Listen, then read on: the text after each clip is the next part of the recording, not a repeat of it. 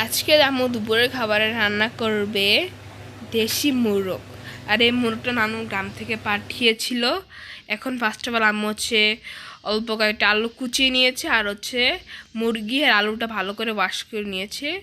আর একটা কড়াইয়ের মধ্যে অল্প পরিমাণে তেল আর পেঁয়াজ নিয়ে নিয়েছে। এখন এটা ভালো করে ভেজে নিবে। ভেজে নেওয়ার পর এর মধ্যে অল্প করে কিছু গরম মশলা দিয়ে দিবে। এরপর এর মধ্যে লবণ, মরিচ, হলুদ এগুলো দিয়ে দিবে। এরপর ভালো করে মিক্সড করবে। এর মধ্যে আদা বাটা, রসুন বাটা এগুলো দিয়ে ভালো করে এটা কষিয়ে নিবে।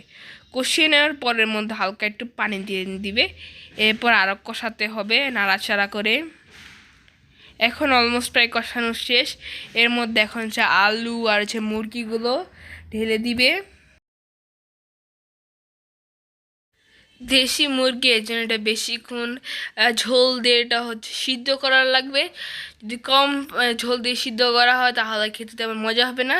এর জন্য বেশি করে সিদ্ধ করতে হবে। আর যখন প্রায় শেষের দিকে হবে ওই সময় দুইটা কাঁচা মরিচ আর দুইটা শুকনো মরিচ দিয়ে নামিয়ে ফেলতে হবে।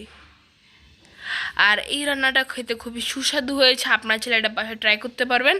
এখন আমি এটা গরম ভাত দিয়ে খাবো। আর দেখেন তরকারি কালারটা কত বেশি সুন্দর আর ইয়ামি লাগতেছে।